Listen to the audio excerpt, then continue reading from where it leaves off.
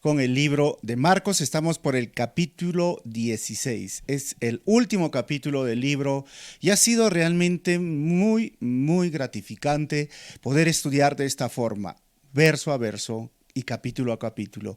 Esto es nuestro deseo aquí en la iglesia de Calvary Chapel, y donde tú vayas vamos a estudiar, y exista una iglesia de Calvary, vamos a estudiar la Biblia versículo por versículo. Hoy vamos a tratar uno de los temas que ha sido cuestionado en este último ciclo de pensamiento, no solamente de ahora, sino del anterior, porque recuerden que después del modernismo salió una filosofía posmodernista. Y hoy día estamos en una filosofía progresista, que son las últimas etapas que hemos vivido en cuestión de filosofía o el humanismo. Por lo menos el modernismo le daba, diríamos, este espacio a la verdad. Trataban de buscar la verdad o justificar cualquier punto y buscar si es falso o es verdadero. O sea, la razón era lo que primaba. Pero luego llega el posmodernismo y con esto llega a tratar de minimizar y poner en ridículo al modernismo y decir todo es relativo.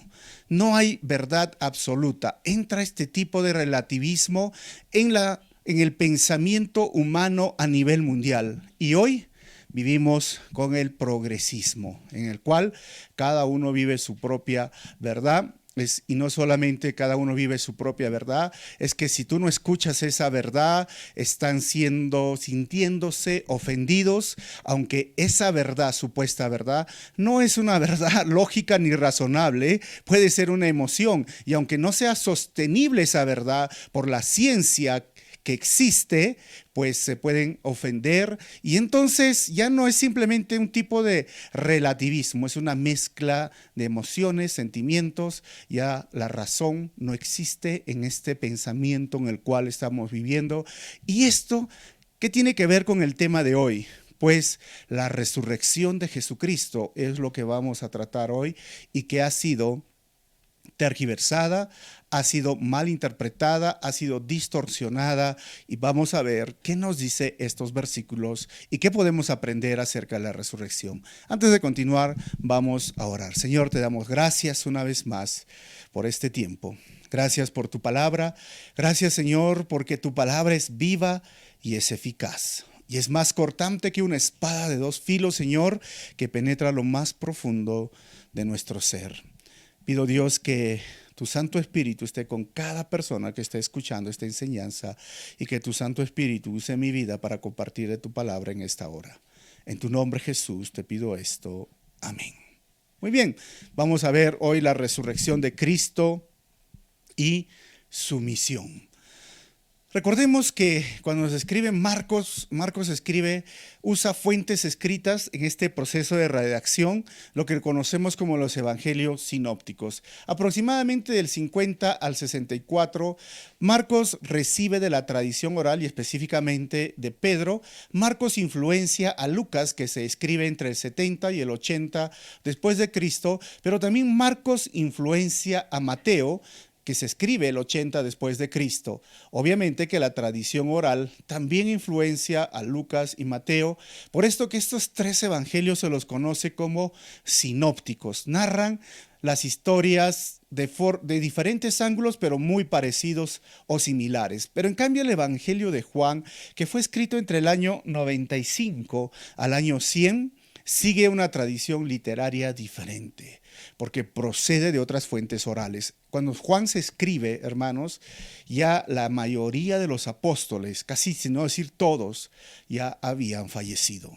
Pero cuando Marcos escribe, que es el primer evangelio escrito, o podríamos decir uno de los primeros libros del Nuevo Testamento, cuando Marcos escribe, estaba surgiendo ya la persecución, no solo desde los judíos, los líderes judíos, porque recuerden que los líderes judíos, ¿se acuerdan de Pablo, que empieza a perseguir a la iglesia en el libro de Hechos y seguía la persecución, el antagonismo? No, esta persecución viene desde el gobierno, desde el emperador.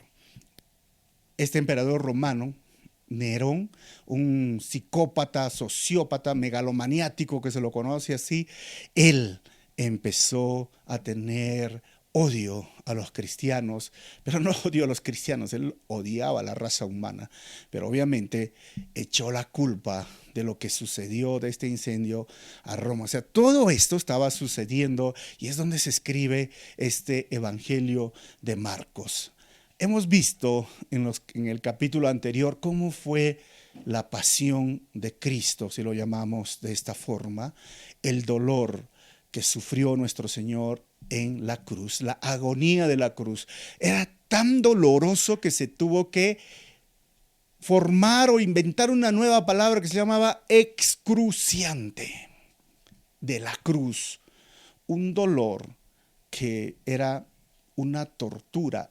Eran expertos asesinos romanos, centuriones, soldados, expertos en causar el máximo dolor que podían, los que llevaron a Jesús a la cruz y lo crucificaron, lo colgaron, atravesaron sus manos, sus pies, le pusieron una corona de espinas, atravesaron su costado con una lanza.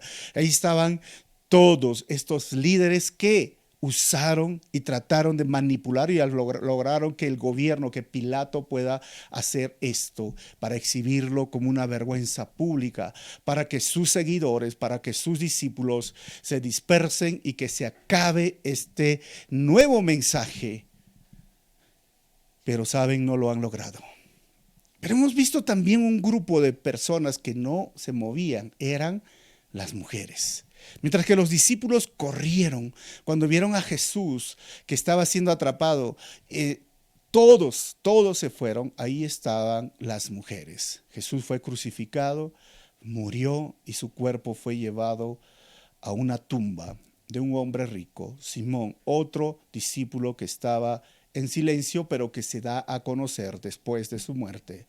Era el día viernes, 3 de la tarde. Lo llevan porque a las 6 de la tarde empieza el Shabbat en Israel. Y ahí nos hemos quedado y hoy vamos a ver del 1 al 6, las mujeres descubren una tumba vacía. Del 7 al 8, las mujeres reciben un mensaje a transmitir. Y el título general de todo este párrafo sería El testimonio de las mujeres en la resurrección. Ahora, ¿por qué vamos a estudiar del 1 al 8 y por qué no terminamos todo el capítulo? ¿Por qué? Porque la gran mayoría de estudiosos o eruditos dicen que del versículo 9 en adelante ya no es inspirado por Dios o que ha sido añadido posteriormente en este Evangelio de Marcos y que Marcos termina allí. Si deseas saber más por qué entre 5 y 6 razones se cree eso, lo vamos a estudiar en el próximo estudio. Así que vamos a ver el versículo 1.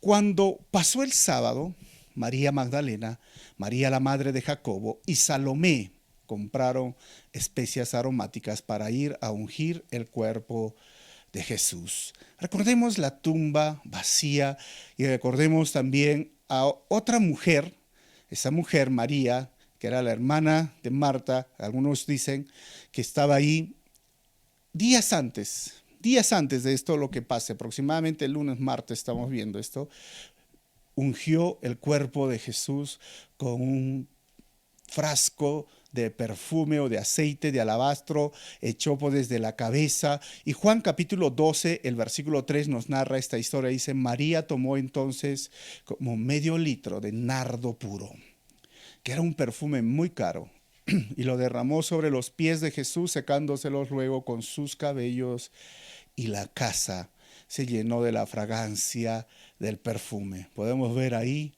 en estas imágenes lo que sucedió. Jesús ya había sido ungido y Jesús dijo, lo que hizo esta mujer, ahora ellos entendían, los apóstoles, está simplemente creyendo lo que yo he dicho, voy a morir y está preparándome para mi muerte.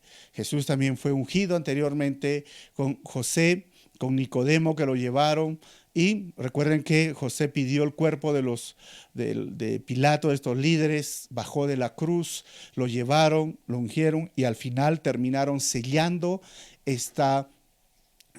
Era una puerta de sí como redonda de piedras que tenían que destapar o tapar, digamos, varios hombres. Juan, Mateo y Lucas nos narran también estos eventos y nos dicen que la sellaron.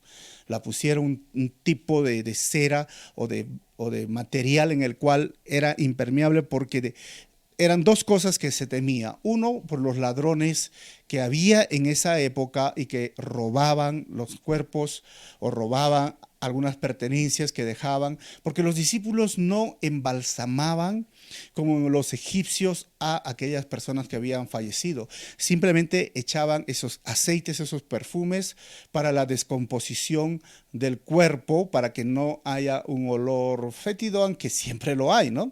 Entonces Jesús ya había pasado varias horas. Ahora, el día judío del viernes, pasamos viernes, 6 de la tarde, la hora que cuentan los judíos es que a las 6 de la tarde ya empieza el sábado, el Shabbat, y sigue todo el sábado hasta las 6 de la tarde. Después de las 6 de la tarde, 6:10, ya empieza el día domingo. Por eso se dice 3 días. Pero si contamos en horas, pues habían pasado como unas 30 horas aproximadamente, o 36 horas aproximadamente. Entonces, esto es lo que estaba pasando. El cuerpo ya se había empezado en este proceso de descomposición. Las mujeres preocupadas. ¿Y por qué mujeres? Siempre es interesante. Yo les dije la semana pasada, las mujeres estuvieron en la crucifixión. Las mujeres estuvieron cuando Jesús fue enterrado y ellos fueron testigos donde pusieron el cuerpo de Jesús. Pero ahora vamos a ver las mujeres en este momento entrando en acción. Por eso dice el versículo 2, muy de mañana, el primer día de la semana, que es hoy, apenas salido el sol, se dirigieron al sepulcro.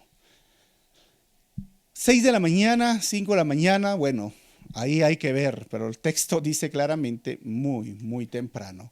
Y ahí vemos a las mujeres yendo a ver al sepulcro, compraron esas especias para terminar de poner sobre el cuerpo de Jesús. Como les vuelvo a repetir, no era costumbre embalsamar los cuerpos como otras culturas, simplemente echaban perfume y eran especias carísimas y ellos tuvieron que, ellas, ¿no? Ahora, algunos se preguntaron, ¿y de dónde sacaron la plata si es caro? Miren, hermanos, ahí simplemente vemos características de mujeres. Si ellas compraron, bueno, tuvieron que gastar sus ahorros, como lo hizo María. Recuerden que ese perfume de nardo costaba casi un año de salario. Por eso Judas decía, pero qué desperdicio, ¿cómo lo van a echar? Si hubiéramos vendido ese perfume y dado a los pobres, porque al final Juan lo denuncia. Porque ya Judas está muerto, todos están muertos, y como Juan se escribe entre el año 95, dice, es que Judas era ladrón y quería robarse ese dinero. Pero eso significa que costaba mucho y las mujeres ahí están. Si es invirtiendo tiempo, si es invirtiendo dinero, vemos aquí seguidoras de Cristo que son fieles. Y el versículo 3 dice, iban diciéndose unas a otras, ¿quién nos quitará la piedra de la entrada del sepulcro? Y miren las mujeres, ¿no? Pero ¿quién? ¿Cómo? Simplemente van. Estas mujeres fieles no tienen. Miren, están gastando, diríamos así, ¿no? Invirtiendo tiempo, dinero y ahora no saben cómo van a hacer porque, bueno, la piedra es grande, pero dicen, tenemos que buscar una solución, pero ahí están arriesgándose, estuvieron siempre presentes. Y como Marcos hace un contraste con los discípulos, y recordamos a Pedro que dijo, yo no te negaré, yo voy a estar hasta lo último, si es posible voy a dar mi vida por ti. Y apenas aprendieron a Jesús, recuerdan, Pedro se fue corriendo. En este momento, Marcos está presentando a las mujeres las está resaltando en su relato, mientras que a los discípulos siempre los ha puesto así, como cobardes, como inseguros, como hablando por hablar. Siempre, si hemos visto todo el Evangelio, ya estamos en el capítulo 16, los discípulos siempre eran así, impulsivos, personas que estaban interesadas, siempre estaban peleando. Señor, ponme a tu derecha, tú ponme a mi izquierda. Señor, yo quiero ser el primero, yo quiero ser ministro de tal. Siempre estaban así, pero por mucho tiempo las mujeres estaban siguiendo. Y no son las únicas mujeres.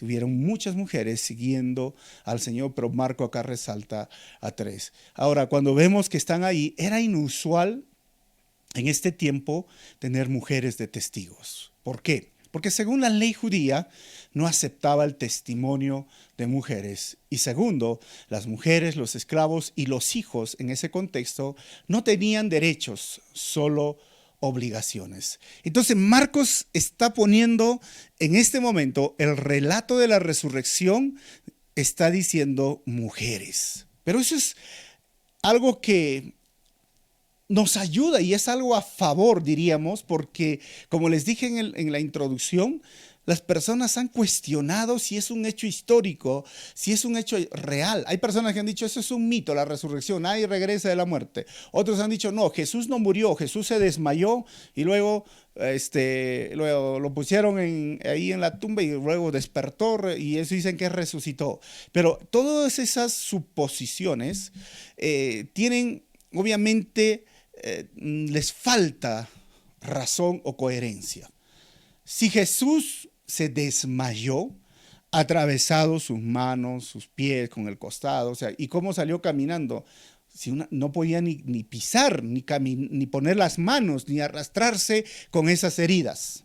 Y además fueron expertos, torturadores, asesinos que corroboraron la muerte de Jesús. Y hay una palabra que en el estudio anterior hemos hablado que Marcos dice, sacaron el cuerpo, y la palabra que usa en el griego es cadáver, que significa uno que ya no respira.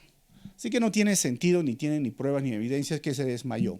El otro que dicen mito, que se inventaron, pues estos versículos que presenta Marcos son una evidencia de que no se inventaron. Supongamos que los discípulos o que los seguidores de Cristo querían inventarse una historia, ¿por qué tendrían que ratificar o poner en su historia o escribir en la historia de Jesucristo y poner como testigos a mujeres? Si yo quisiera inventar una historia, haría lo más coherente en el contexto en el cual estoy viviendo. ¿Eso qué significa? Que si las mujeres no servían y no eran utilizadas para ser testigos en un juicio, ¿por qué tendríamos que poner a mujeres? No tiene sentido. Y segundo, como les dije, las mujeres no tenían derechos, entonces yo tendría que inventarme una historia con hombres. Pero todos los evangelios dicen, no fueron los hombres los primeros testigos de la resurrección. ¿Saben quiénes fueron? Mujeres. Y eso que simplemente nos deja es un hecho real. No es un invento, no es un mito, no es alguien que se le ocurrió por ahí para sostener una mentira. Porque es curioso, porque una persona puede morir por algo que es mentira. O sea, tú puedes dar, como hoy, por ejemplo, hay religiones o sectas extremistas que hasta dan su vida, son hombres bomba y es una mentira. Pero tú darías tu vida sabiendo que es una mentira. Tú darías tu vida, te dejarías torturar, te dejarías crucificar por una mentira. Yo creo que ningún ser humano haría. Pero por una verdad sí lo harían. ¿Y qué significa eso? Que todos los discípulos, que todos los apóstoles, que todos ellos, los 11 que quedaron, fueron torturados, fueron martirizados, algunos fueron crucificados de cabeza, algunos los mataron a espadas, les decapitaron, porque sabían que esto era un hecho real, ¿verdad? Después de las mujeres, ellos fueron testigos de la tumba vacía. Así que vemos que Marcos se está enfocando y nos muestra este discipulado, estos seguidoras, diríamos, las discípulas de Jesús, las seguidoras de Jesús. Pero yo diría, hermanos, que el mejor discípulo es aquel que hace más de lo que dice. Vuelvo a repetir, el mejor discípulo es el que hace más de lo que dice, porque Marcos los presenta así a los hombres. Hablan y hablan, prometen y prometen, pero no cumplen, no están haciendo. Entonces, esto es importante recordar. Miren, si ustedes ven ahí, en esta imagen, ahí tenemos la piedra. ¿Cómo podrían ellos sacar esta piedra? Recuerden, ellas van a entrar al sepulcro y ven que la piedra se ha movido. Mateo dice que fue un ángel, un terremoto que agarró y la piedra se movió, pero la puerta estaba ahí abierta. Versículo 5. Al entrar en el sepulcro, vieron a un joven vestido con un manto blanco, sentado a la derecha, y se asustaron. Como les vuelvo a repetir, fueron y estaban pensando, y ahora, ¿quién nos va a abrir la puerta? Pero no importa, tenemos que ir, aunque sea, ellos sabían que habían soldados, porque esto es lo que dice el relato, dice, aunque sea le pedimos favor, o sea, no importa cómo, pero la cosa es que vamos a cumplir la misión. Queremos y debemos de terminar lo que hemos empezado con el cuerpo de nuestro Señor. Por eso les digo, el mejor discípulo es el que hace más y habla menos. Hay tantos cristianos, tantos seguidores de Cristo, o cristianos entre comillas, ¿no?, que hablan y hablan y hablan, pero no hacen. El mejor discípulo, hermanos, es aquel que hace. Es aquel que permanece fiel a pesar de las circunstancias difíciles. El mejor discípulo es aquel que cumple la misión de Dios a pesar de lo que pueda venir. Estamos atravesando un momento difícil en el mundo, es verdad, pero no puedo quedarme en mi casa simplemente y decir, no hay nada más que hacer. No, en pleno globalización podemos seguir usando el internet, las redes sociales, ser intencionales en predicar, en evangelizar o mandar un mensaje, decir puedo orar por ti, voy a enseñar un discipulado, puedo hacer algo, pero no puedo quedarme de brazos cruzados, porque el discípulo de Jesús es aquel que cumple la misión de Dios a pesar de lo que pueda venir o pasar. Esas mujeres estaban de miedo, vieron su preocupación en ese momento, creo que aumentó al ver la piedra que estaba movida y entraron al sepulcro y vieron a un joven vestido con un manto blanco. Es curioso, ¿no? Los ángeles siempre se presentan como varones, un joven sentado a la derecha. ¿Y qué hicieron?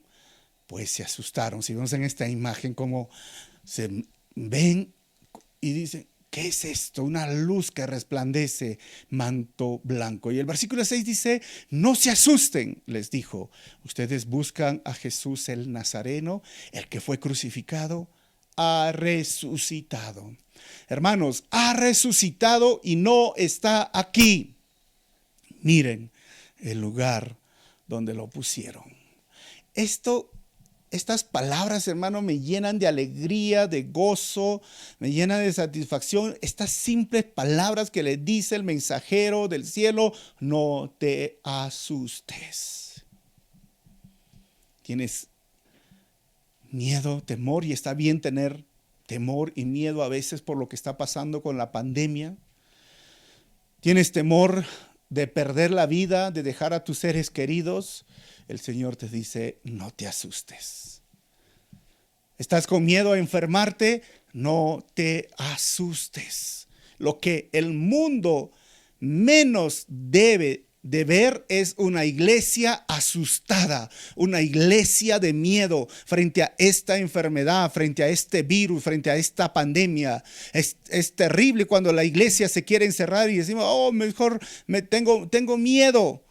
no, lo que menos debe tener, porque el Señor nos dice, no te asustes, porque nuestra vida está escondida en el Señor. El que cree en mí, aunque esté muerto, vivirá. Dios tiene la última palabra de si tú partes mañana o partes de aquí a 10 años o de 20 años, Dios es el que tiene la última palabra de tu vida. Él es el que sostiene tu vida. Él es el que te da vida. Él es el que tiene tu vida en tus manos. Entonces no te asustes. Y no te asustes, es porque Él venció la muerte y la muerte al cristiano no le vence. Y te estoy hablando en estos términos, no te asustes. Y la segunda palabra de este versículo me encanta, ha resucitado. No está aquí. Entiéndelo, no está aquí. Tú puedes ver los líderes, sean de sectas o religiones, tú puedes ir a ver a la tumba donde están ellos, pero vas a Israel, vas a ese lugar donde se enterró, la tumba está vacía. No, está allí nuestro Señor. ¿Y dónde está? A la derecha del Padre. ¿Dónde está? Está con nosotros. Él vive. El Cristo de la religión sí está clavado en una cruz. El Cristo de la religión sí está en un bebé, porque ahora lo van a poner en un nacimiento como un bebé y le van a prender velas y lo van a adorar, o lo van a tener en un cuadro. Pero el Cristo de la Biblia está vivo. Entiéndelo esto, este es nuestro Señor, está vivo, ha vencido la muerte, no está allí, ha resucitado. Nuestro Señor vive. Romanos 1:4 nos dice, pero que según el Espíritu de Santidad fue designado con poder Hijo de Dios por la resurrección. Él es Jesucristo, nuestro Señor. Él tiene poder y tiene el poder, como te vuelvo a repetir, para darte vida o para quitarte la vida, pero tú tienes que entender que Él tiene el poder y tu vida, su vida, mi vida está en sus manos por la resurrección. Él venció la muerte. 1 Tesalonicenses 4:14 nos dice, ¿acaso no creímos que Jesús murió y resucitó? Así también resucitará con Jesús a los que han muerto en unión con Él. Ahí está esa verdad. Tú no vas a morir por toda la eternidad. Tú vas a resucitar. Si mueres en Cristo vas a resucitar. Y esto debe darnos motivos de alegría, porque si has perdido un ser querido y ha muerto en Cristo, lo vas a volver a ver. No fue un hasta o adiós, es un hasta luego realmente. Vamos a estar con él, con ella, con esta persona por toda la eternidad. Porque si tú has creído en Jesucristo, que murió y resucitó, si tú estás en unión con Él, vas a resucitar igual que nuestro Señor. La muerte no tiene poder sobre ti. Hebreos 7:25, por eso también puede salvar por completo a los que por medio de Él se acercan a Dios, ya que vive por siempre para interceder por ellos. Es en este momento que sucede después de la resurrección, sus ministerios que se los conoce como los post-resurreccionales, es decir, Él está intercediendo por ti ahora. Él es nuestro abogado. Por eso Juan escribía en su carta de primera de Juan, si alguno ha pecado, tenemos un abogado. Es nuestro Señor. Él nos defiende. Y no es un abogado que simplemente, conoce leyes. Es un abogado que es el testigo. Y es un abogado que viene y le dice ante el Padre, sí, mi cliente es culpable. Obviamente no va a decir que no es culpable. Ha pecado. Su pecado ha sido terrible. Su pecado merece la muerte. Sí, pero yo lo defiendo. Y no solo lo defiendo delante de ti, Padre, dice el Señor, yo he muerto en su lugar. Y toda la culpa, toda la pena que venía sobre este pecador o esta pecadora, no sé, yo lo he llevado en mis llagas, en mi cuerpo, en la cruz. ¿Recuerdas, Padre? Todo está cancelado. Todo está consumado. Él sigue intercediendo por nosotros.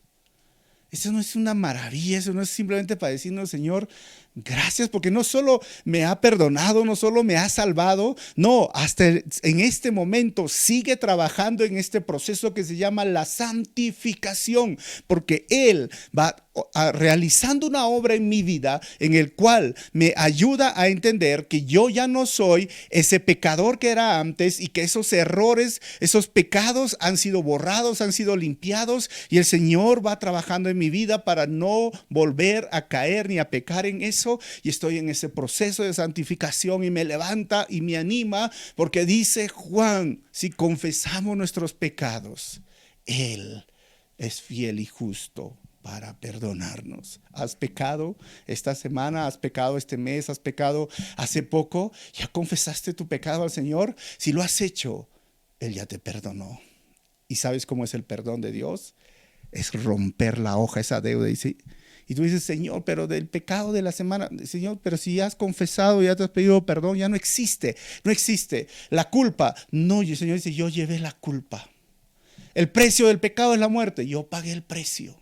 Es increíble entender el ministerio o el misterio de la resurrección y después de la resurrección. Miren, si yo tengo un cuadro acá donde habla del nacimiento, la vida, la muerte de nuestro Señor y nos lleva una vez a la cruz donde Él muere y resucita, y la resurrección en la fe que está basado en Cristo, o la muerte eterna, que es separación eterna. Si tú estás escuchando esta enseñanza y todavía no crees en Jesucristo, que murió y resucitó por ti y para ti, ¿sabes para dónde te vas? Para la muerte eterna. Pero si tú crees que Jesús murió y resucitó y tú le pides perdón por tus pecados, recuerda, la resurrección te espera a ti. Ahora, no debemos confundir con estas tres cosas. Primero, reencarnación. Tampoco resucitación, pero sí es resurrección. ¿Por qué? ¿Qué es la reencarnación? Es cuando tú recibes otro cuerpo mortal y por muchas veces, ¿no?, te cambias de cuerpo, y esta filosofía oriental, que es lo que dicen, tú reencarnas de un cuerpo en otro cuerpo, puedes reencarnar en una vaca, bueno, no sé si alguna vaca, algunos se miran, dicen, no quiero ofender nada, no. O puedes reencarnar en una mosca, puedes reencarnar, no sé, un gusano, aunque alguno lo mira y dice, este es un gusano, o cualquiera, o sea, puedes reencarnar en un animal, puedes reencarnar en otra persona, el yin y yang. Ustedes saben esta filosofía, y yo he enseñado y está grabado en el grupo Lucas sobre esto. Esto no es lo que pasó con Jesús, porque hay personas que dicen, no, Jesús ha reencarnado en mí, así que yo soy el Mesías. Mentira, esto no tiene nada que ver. Pero entonces es una resucitación, no, porque esto, resucitar, porque resucitaron varios antes de Jesús en el Antiguo Testamento, reciben su mismo cuerpo mortal. O sea, todos los que resucitaron, incluyendo Lázaro, volvieron a morir. ¿Y cuál es la resurrección? Es que recibes tu mismo cuerpo, pero es inmortal. Es transformado y es mejorado, no solo 100%, le he puesto 1000%, pero va a haber un cambio en tu ADN, pero no vas a cambiar de ADN. Es decir, tu cuerpo va a sufrir una transformación, pero no vas a cambiar de tu ADN, o sea, la apariencia. Ay, algunos dicen, esto no puede ser, ¿no? Yo quería tener ese cuerpo de ángel, esos ojos de ángel y ese cabello de ángel. ¿Y cómo son los ángeles? Pues los ángeles son como los Legolas, ¿no? Rubios, ojos celestes, ¿no? Nariz así, no sé, respingada. ¿Y qué más? Cara flaca y cuerpo musculoso. Bueno, esos son los ángeles que tú ves ahora, pero en la Edad Media eran gordos. Así, bien agarrados los angelitos. Es que son solo ideas. ¿Quién dice que vamos a tener, como les dije, esta sea la gordura, no la gordura, no? O sea, simplemente la apariencia la vamos a mantener. Pero Jesús fue el primero, como dice 1 Corintios capítulo 15, Pablo, en resucitar.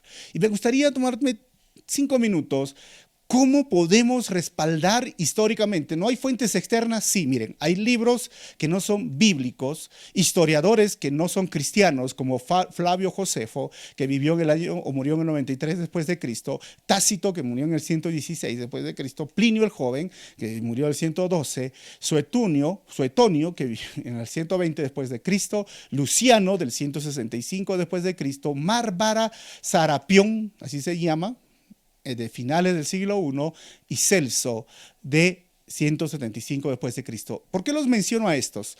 Todos son historiadores, o son romanos, o son africanos, o son griegos, que no tienen nada que ver con el cristianismo, y Flavio Josefo fue un judío. Pero el judío, ¿acaso no tiene empatía con Jesús? No, al contrario, los judíos eran los que perseguían al cristianismo. Por eso no es cristiano. Todos ellos hablan, no hay tiempo para hablar, pero mencionar cada uno de los escritos, pero ya hice un estudio anteriormente, está en el grupo Lucas, o les paso el material. ¿Qué es lo que dicen? Todos ellos mencionan, hubo un Jesús, hubieron seguidores que murieron de forma cruel. Algunos mencionan la resurrección, otros mencionan las tinieblas que rodeó, era un tipo de eclipse, mencionan el terremoto, mencionan que fue Pilato el que quitó la vida a este hombre llamado Jesús. Para ellos era un hombre, a otros decían era un milagrero, era un predicador que se iba de pueblo en pueblo. O sea, todos que haya estas menciones, estamos hablando de fuentes externas, históricas, fehacientes, comprobando que los relatos de 4 evangelios que también tienen valor histórico. Si tú miras y conoces estos programas de arqueología o preguntas a un arqueólogo, te va a decir, no, si eso es verdad. O sea, no es un mito, no es un cuento, no es una historia que alguien se inventó. La resurrección es un hecho comprobado y ratificado desde la Biblia, pero también de fuentes externas. Y si alguien te pregunta y te dice, ¿y cómo sé si Jesús resucitó sin Biblia? Pues ahí tienes todos estos historiadores. Pero te voy a citar uno, Flavio Josefo. Tiene 2 menciones en su libro sobre esto. Por esta época vivió Jesús, un hombre sabio, si es que se basta con llamarle hombre, realizó obras extraordinarias, fue maestro de quienes recibían con agrado la verdad y atrajo a muchos judíos y también a muchos griegos. Era el Cristo. Cuando, denunciado por nuestros notables, Pilato lo condenó a la cruz, los que al principio le habían amado no dejaron de hacerlo, pues se les apareció al tercer día, de nuevo, vivo, tal como habían vaticinado los profetas enviados por Dios, que habían anunciado otras maravillas sobre él. Todavía hoy no se ha secado el linaje de los que por su causa se denominan cristianos. Flavio Josefo, en su libro Antigüedades, en su capítulo 18, tercer párrafo, ahí habitualmente es conocido este libro como el Testimonio Flaviano, que data del año 93 después de Cristo. Es curioso este Josefo, porque él fue judío, uno de los capitanes, cuando este emperador Vespasiano, padre de Tito, que terminó de destruir la ciudad de Jerusalén y el templo aproximadamente el año 70. Entonces, él es capturado por este emperador y ya le iban a quitar la vida y terminan perdonándolo. Y al final él llega a servir al Imperio Romano y en agradecimiento a eso se cambia el nombre y se pone Flavio, porque antes se llamaba Josefo porque viene de José. Y por eso se lo conocía como Flavio Josefo, y que escribe desde una fuente no bíblica, pero externa, pero histórica y fehaciente y real. Jesús. Entonces, ¿qué diríamos? Jesús es un personaje histórico. Jesús en su vida y muerte son corroborados por historiadores no cristianos. Jesús y la resurrección son hechos históricos. Y si todo sobre Jesús es verdad, yo te hago una pregunta. ¿Es esta noticia un motivo de alegría, de reflexión o de tristeza para ti?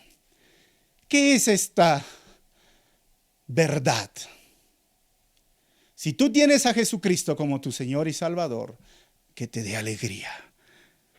Y si estás jugando con el pecado, reflexiona, porque Jesús dijo que pronto va a venir. Si algo de una persona es verdad y todo es verdad, Él dijo, Él viene pronto.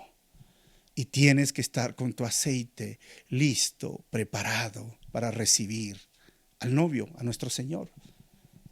Pero si tú todavía no conoces a Jesucristo como tu Señor y Salvador, créeme que si tú mueres hoy, no vas a resucitar para la vida eterna. Vas a ir al lago de fuego. Por eso te digo, ¿te da alegría? ¿Te lleva a la reflexión? ¿O es de tristeza? Voy a terminar. Versículos 7 al 8. Las mujeres reciben un mensaje a transmitir. Pero vayan a decirle a los discípulos y a Pedro, él va delante de ustedes a Galilea. Allí lo verán, tal como les dijo. Miren que el ángel menciona a Pedro. Lo último que sabemos de Pedro es que Pedro estaba cerca. ¿Se acuerdan de esta foto? Ahí está de Jesús. Le señalan y le dicen, tú has estado con él. Y Pedro dice, te equivocas 3 veces y hasta la última con lisuras. Y canta el gallo. Y Pedro se pone a llorar y a llorar y a llorar desconsoladamente. Pedro todavía no ha visto al maestro. Los otros evangelios sinópticos y Juan narran desde una perspectiva diferente. Y como yo estoy siguiendo este estudio versículo por versículo, porque ya hice en la Semana Santa de forma cronológica cómo sucedieron los eventos, cómo fue, quién llegó primero, llegó Pedro, llegó Juan. Algunos dicen que Pedro corría más lento porque Pedro tiene solamente hasta segunda y en cambio Juan corrió más rápido porque tiene hasta tercera. Llegó, apareció ahí a la ventana, pero no entró de miedo, y Pedro, que llegó después, entró. O sea, todos, si quieren saber eso, está en el YouTube y en Facebook. Pero acá estoy simplemente relatando versículo por versículo este evangelio, y Pedro estaba destrozado. Pedro estaba llorando. Juan nos narra cómo fue su restauración. Si Pedro negó 3 veces, Jesús lo restaura con 3 preguntas. ¿Pedro, me amas? ¿Pedro, me amas? ¿Pedro, me amas? Y lo hizo públicamente. Estaban ahí los otros discípulos. Pedro fue restaurado. Por eso el ángel dice, avísale a Pedro y a los demás discípulos. Qué interesante cómo es que lo menciona a Pedro. Y después Pedro llegó a ser uno de los líderes de la iglesia en todo el libro de Hechos. El primero que fue a predicar a los gentiles fue Pedro. Pedro ocupa un lugar muy importante. ¿Quién dio el primer mensaje después del de Pentecostés? Pedro. Bautizando, ¿se acuerdan? 3,000 personas, ¿no? Entra al agua, siguiente, o entra al agua. Brazos tenía que tener, o todos los discípulos. Ese era Pedro después de ser restaurado. Estos versículos, hermanos, cuando veo la mención de Pedro, nos hace ver que Dios restaura un corazón arrepentido y es experto en dar segundas oportunidades. Así es nuestro Señor. Restaura el corazón pecador que ha ofendido a Dios, pero que se ha arrepentido, y tú te has arrepentido. Dios es experto en restaurar, en renovar, en limpiar y en darte una segunda oportunidad. Pero ¿sabes qué? No he visto una tercera oportunidad en la Biblia. O como alguien dijo, ¿no? La primera oportunidad te la mereces, la segunda te la ganas y la tercera no existe. O sea, ¿sabes? Dios restaura, Dios perdona, Dios limpia. Eso lo vemos en el caso de Moisés, eso lo vemos en el caso de David. David sí cometió uno de los peores pecados, pero Dios lo perdonó, él se arrepintió, pero no vemos a David volviendo a adulterar o cometer el mismo error, el mismo pecado. No, porque él entendió esto. Y vemos a Pedro igual. Pedro, tienes una segunda oportunidad. Y si tú te puedes identificar con Pedro, Dios recuerda, restaura. Y aquí lo menciona, dice, oye, avísales a Pedro. Habla. Y el versículo 8 dice, temblorosas y desconcertadas las mujeres salieron huyendo del sepulcro y no dijeron nada a nadie porque tenían miedo. Y eso de no dijeron nada a nadie, eso puede significar que en el camino, mientras iban a la casa donde estaban los apóstoles encerrados, llorando, frustrados, deprimidos, porque eso es lo que pasa cuando parte un ser querido. Cuando muere alguien, inmediatamente te pones triste, lloras, deprimido. Y encima Pedro, que lo había negado con lisuras a su Señor, el que dijo, no lo voy a hacer, terminó haciendo lo peor. Entonces, probablemente llegó porque el relato sí nos cuenta que le avisaron a los apóstoles en otros evangelios sinópticos. Y es curioso que aquí termina el libro. Curioso, tajante. Ahora, del versículo 9 en adelante, ¿por qué decimos que eso no es inspirado? No te pierdas, la próxima semana voy a enseñar las 5 razones por qué. Ahora, ¿pero podemos tomarlo como escritura? Bueno, vamos a estudiarlo y tomarlo, sacar lo que está ahí. ¿Y por qué? ¿Qué evidencias hay? ¿Qué manuscritos encontramos? ¿Qué dicen los expertos?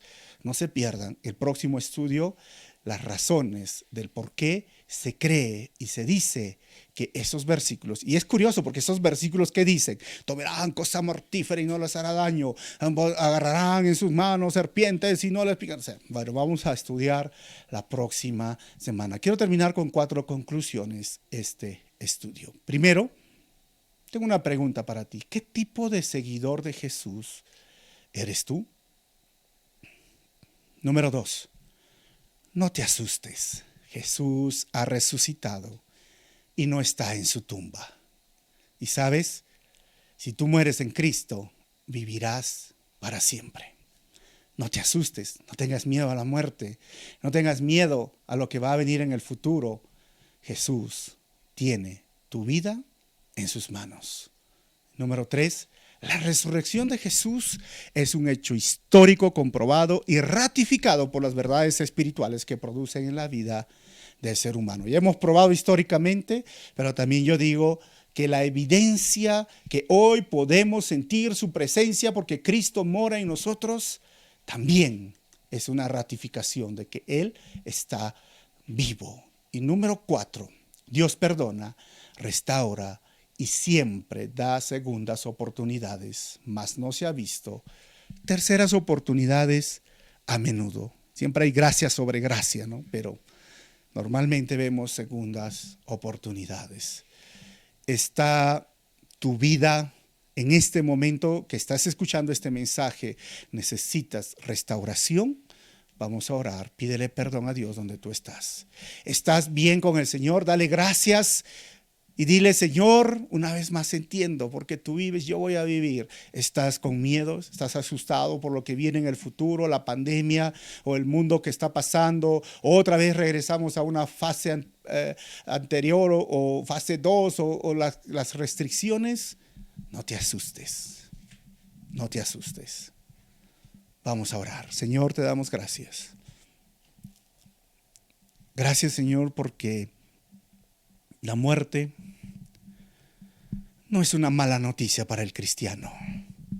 La muerte es el cumplimiento de nuestra salvación, porque el siguiente paso es la glorificación. Nuestros cuerpos van a ser resucitados de una forma diferente.